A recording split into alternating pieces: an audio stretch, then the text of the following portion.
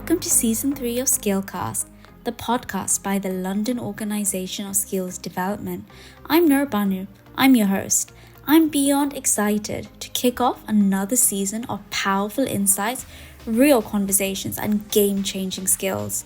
This season, we're leveling up, bringing you deeper conversations with experts and visionaries who are redefining success. From mindset shifts to must-have skills, we're unpacking what it really takes to stay ahead in an ever-evolving world. So if you're ready to learn, grow, and be inspired, you're in the right place. Let's get started.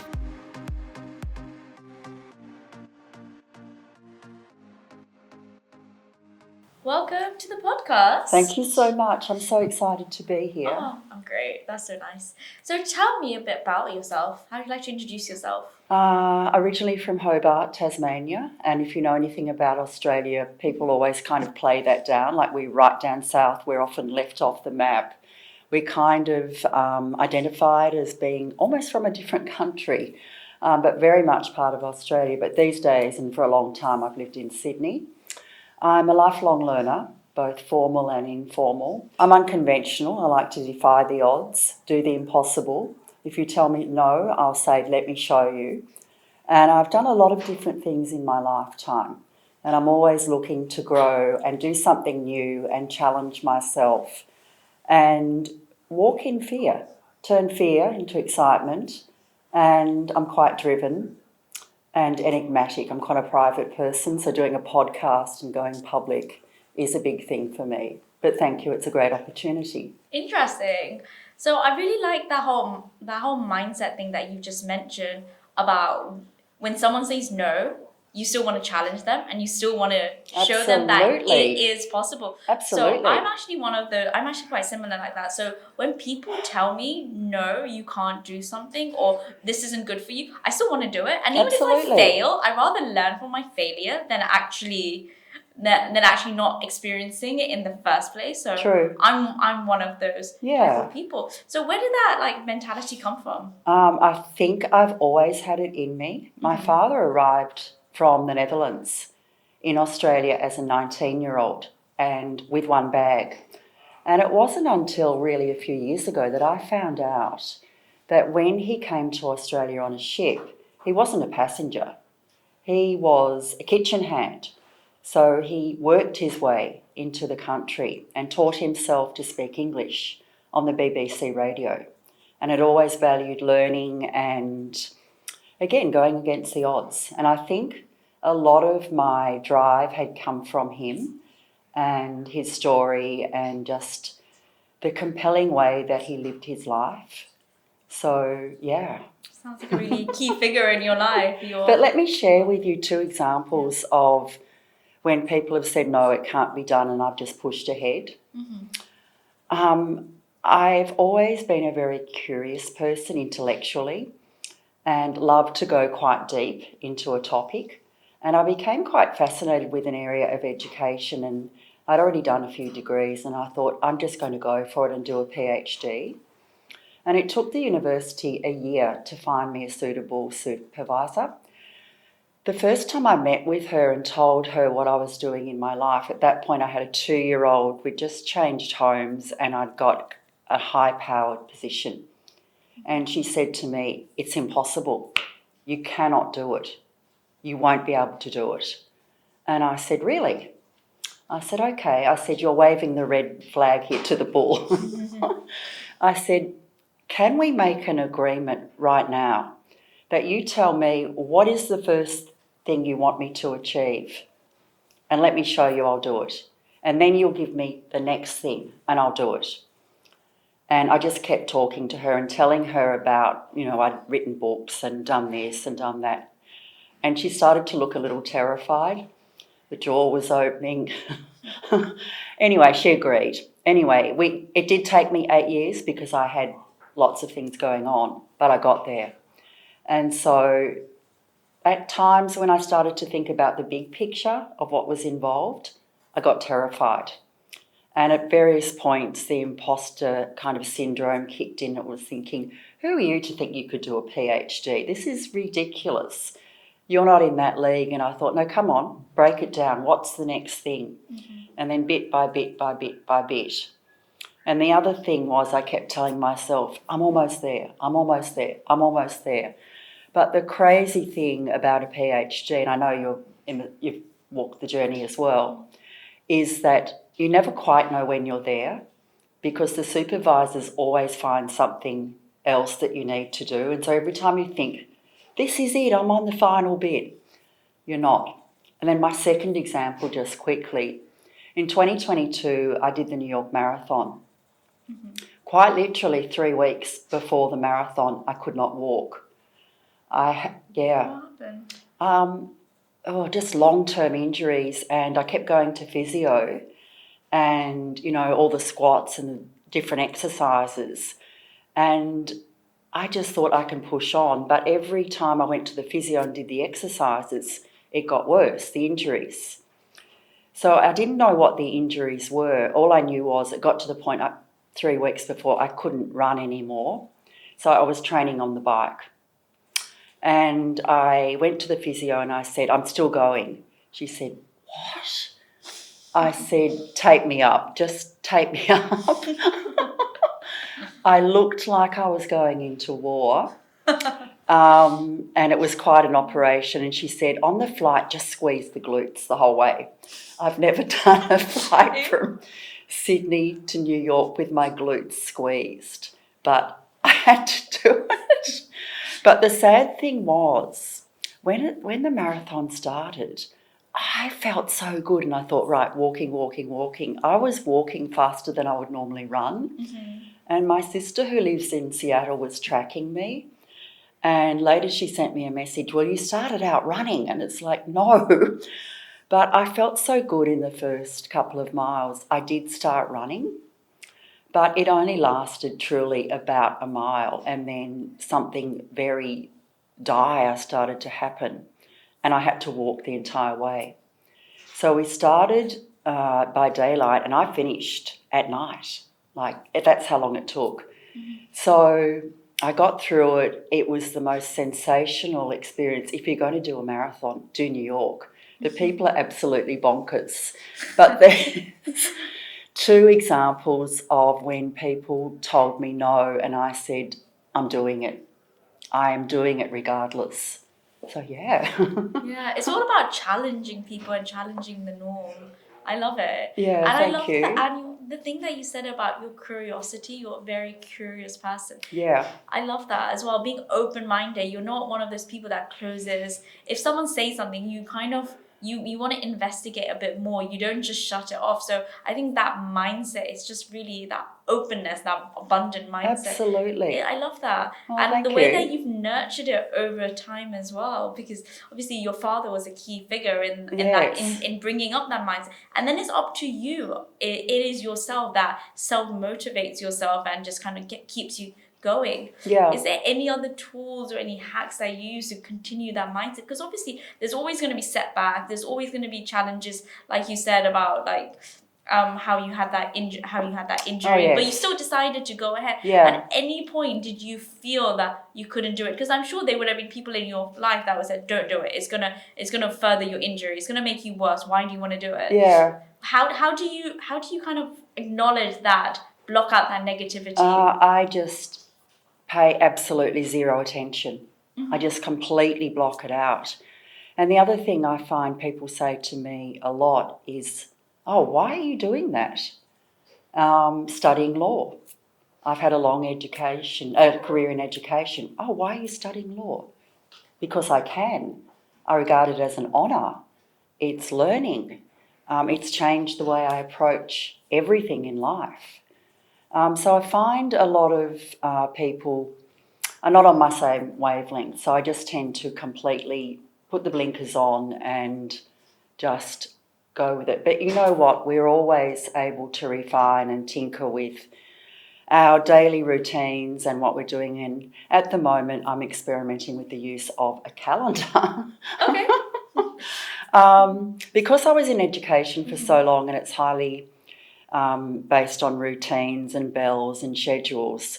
Now that I'm not in education in an institution so much, I've gone away from the calendar, but you know what? At the moment, I'm trying to really use the calendar to do things at times of the day that I wouldn't do, and again, trying out new things. So there's always opportunity to refine and build on how and what we do. Yeah. So tell me a little bit about your friendship group and circle. Do you have many friends I or people do. around you? Yeah. I have some friends that I'm in contact with daily, but I keep my friendships quite tight. I'm the sort of person that when I build a friendship, it's going to be lifelong. I tend to more develop very close, lifelong friends. So I've still got friends that I went to school with. And in fact, one of my lifelong friends, we went from grade 1 right through all elements of our life. And I have probably 2 other friends like that. And then I have 3 or 4 other friends that I'm in constant contact with. But I'm also part of an incredible community in Sydney. And that community is Can2. So Can2 has trained thousands of people to run marathons, to swim in the ocean, to do triathlons, and to learn to surf ski, among other things. And we raise money for cancer research.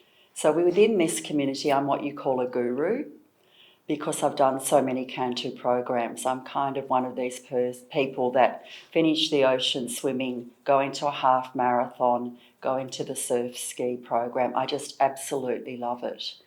So the values are around fun, friendship and fundraising.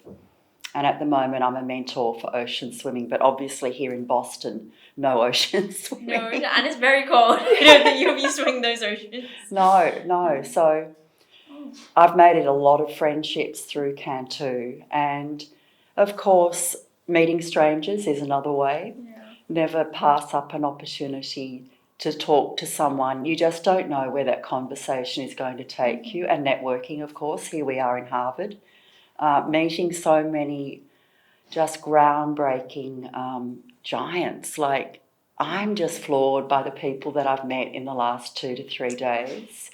And the people of Boston are so friendly. So just really going with these opportunities. And I've exchanged details with so many people. I don't know how I can keep up. Yeah. But I do tend to form, I'm a very loyal person and develop lifelong relationships, friends. And what is it that keeps these lifelong friendships? Is it like commonality? Is it like common values, or is it similar hobbies that you have? Because having lifelong friendship, that's quite difficult. Like, I don't actually speak to anyone from mine. This sounds really bad. I don't actually have any childhood friends, so I'm quite fascinated about that. About how you've kept that lifelong school friendship. Yeah. What is it? Yeah, what is that keeps you together? Yeah, I think it's a combination of things. Obviously, there's got to be trust, respect, and integrity. For me, they are the 3 keys, particularly trust.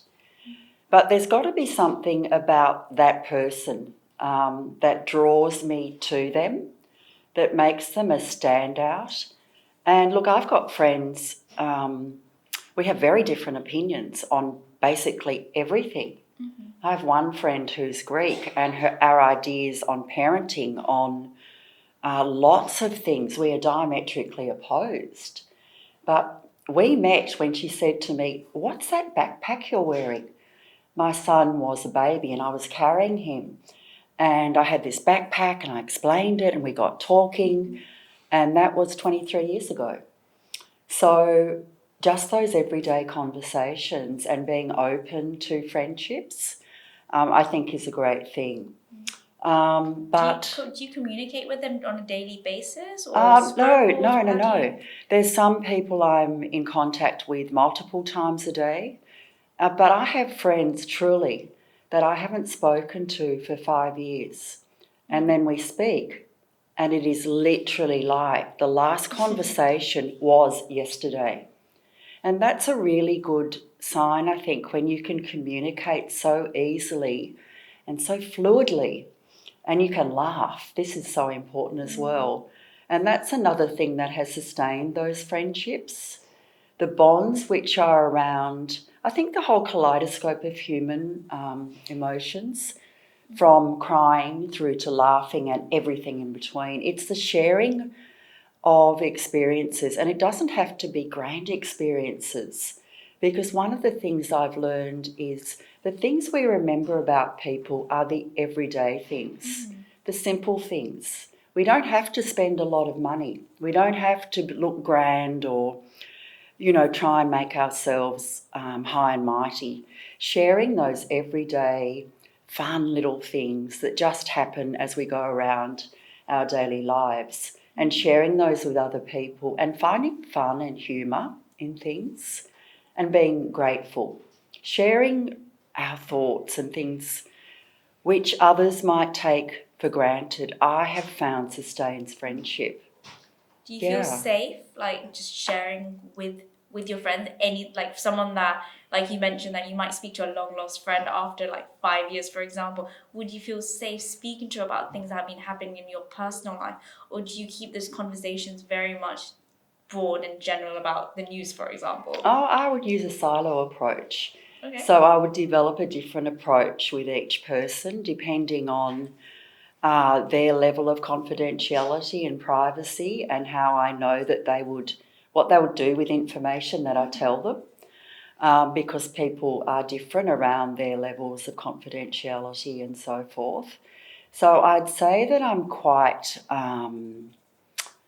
strategic around how I would share and to what level I would share. So sometimes it would be on more of an everyday level. But because I develop lifelong friends, I've selected people very carefully. And so the level of sharing, would also be conscious of what the other person has going on in their lives. If someone is going through some kind of trauma, I would keep my own stuff to myself and be giving. So I'm quite intuitive around what I would share and how I would share. But look, unless you can tell your friends what you want to tell them, you really need people that will support you and you can support them. That mutual kind of support is really a strong part of being a friend. And so if that's not there, it's more of a superficial thing. But there are times when people are just not up for it. So you think, oh, I'll hold off on that. Or you think, okay, I know that person is going to tell 10 people, whatever I tell them. So just be careful. I mean, it's common sense. Yeah. So depends is the answer. Yeah. Be intuitive, like figure out at what level and understanding. So it sounds like you have a very good understanding of humans in general as well. Like you can kind of just see them and kind of assess each situation one by one. Yeah, I would like to think so. But, people are complex and tricky. And so we need to listen and look and pick up on all of the cues. And some people are surprise packages. So sometimes we never quite... Give me an example of that. People can surprise you. People don't always tell you what they're intending, and they can tell you after the fact, and they've done something incredible. But they've been thinking and working it out themselves and then gone and done something and shared it later. So not everybody will seek counsel and guidance leading up to it. Some people are independent and then they'll share. So I do have friends like that, and it's wonderful because you never quite know what's going to happen. Do you find yourself being quite an approachable person in general, or do you find people are afraid to speak to you for whatever reason? How do you like to? I think there are two ways that people approach me, and I'll give you two different examples. I often get into a cab and the driver tells me his life story, and You must be creating that safe space for them. I once got into a cab and the driver told a really tragic story about his son who had died of cancer. And he started out on the trip, he was quite jovial. By the time I got out of the cab, he was sobbing. And I thought, oh my God, and I said to him, oh, I'm so sorry. He said, I haven't spoken to anyone about this. So there is this element about me, because I can listen and I can be empathic, and I encourage people. So there's that, but I'm told that I can be scary because I'm accomplished and I look quite fierce, like I'm tall, I have long hair. People approach me at the airport and say, "You have the most stunning posture. What do you do?" So because of my physicality, sometimes people don't approach me. So it's interesting, in the back of a cab where someone can't see me, they'll pour their heart out, but other people who don't know me, who haven't taken the time to just speak to me, kind of might be a little bit maybe a little bit standoffish. A little bit intimidated because Yes. you have a beautiful physique. Oh, thank very you. tall. You've got very model-like features. Yeah. And I feel like maybe it's like a cultural thing. Like your resting face is just very serious. Yes. So that might be, and I think that's a European thing. Like you said, you've got inheritance from Netherlands that you mentioned. Yes. So over there, Stoic. Stoic. Yeah, I think because of the war, during the wartime and things that they had gone through a lot during that time. I think generationally, just generally their facial features, they don't laugh at a lot of things. Yeah. They're not very open. I think you initially opened the conversation saying that you're quite a private person as well. Oh, yes. And I find that people who have European descendants, Yeah. they have that sort of mentality. And Yes. it's only when you actually get to know them, it's like they actually have a sense of humor. They're Oh, actually yeah. really nice people when you get to. It's just on the surface level, and I feel like it's an illusion. I really feel people need to be more open-minded Absolutely. in terms of when they meet people and say you don't really know Yeah. a person until Yeah. you really get to Yeah. speak to them, have a conversation True. with them. I think we had our first conversation just a few days ago actually when we were walking at the networking experience, and we actually started speaking because we've met a number of times. We've met a few times, but we've Yeah. never actually No. and I realised we actually have quite a lot in common. The fact that the curiosity, your wealth, your interest in knowledge and lifelong learning. Absolutely. Because I'm a big lifelong learner. Yeah. I'm all about growing. Like you don't stop growing, and when you stop learning, when you stop growing, you're not able to stay ahead of the fast-paced society. True. And I'm very, very open-minded as well to different ventures and different ideas. Yes. So like the business that I'm part of, that our business has grown because of curiosity, looking at different areas of ventures. So one of our newest ventures is actually looking into AI, and we're working on a chatbot that we worked on. And we are skills development. We're skills development in terms of humanistic skills. Yes. But now we're also doing AI generated skills stuff as well. It's a really exciting journey that I've been on, that I'm venturing into something new, and this is just based on curiosity. Yeah. Where could this lead me? Yeah. Where would I go if this and how can, and the entire motive is all about how can I help humanity, how can I make the world a better place. Absolutely. And if having a good or well-trained AI chatbot can really help someone and serve someone in their experience when they're applying for jobs or trying to get that desired course they want, if we can help upskill them in that way, I have done my job right.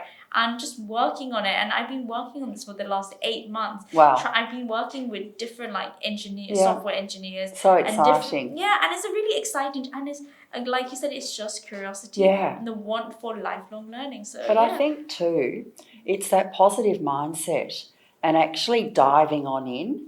The first day that ChatGPT was available, I just went for it. Mm-hmm. I thought, don't be scared, just do it, experiment.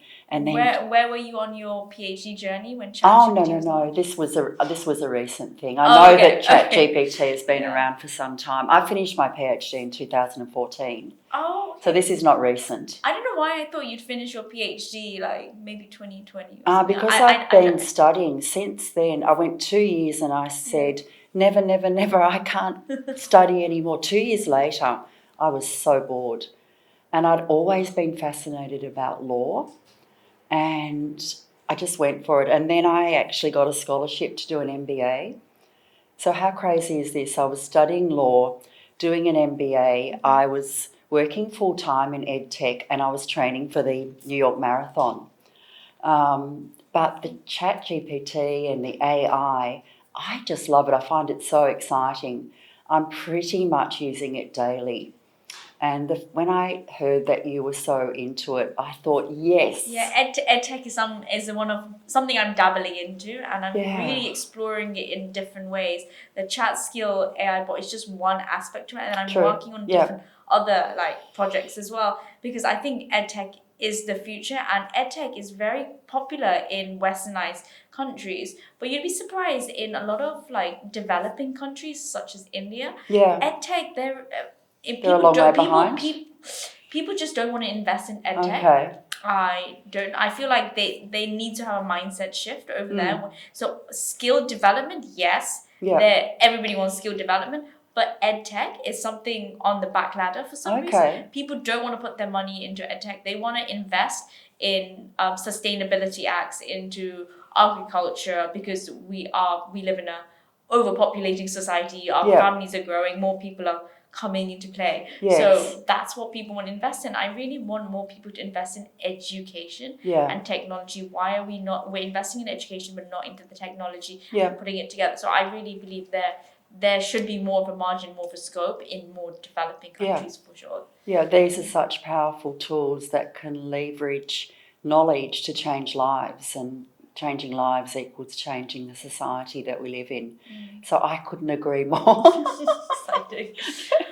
Well, I'm really glad that you could join us on this podcast and learning so much more about you. Absolutely. And the curiosity you have and the friendships that you formed and some really insightful tips that you've given to our listeners. So thank you so much. I really enjoyed talking to you. We must keep talking. Absolutely. We'll keep in touch.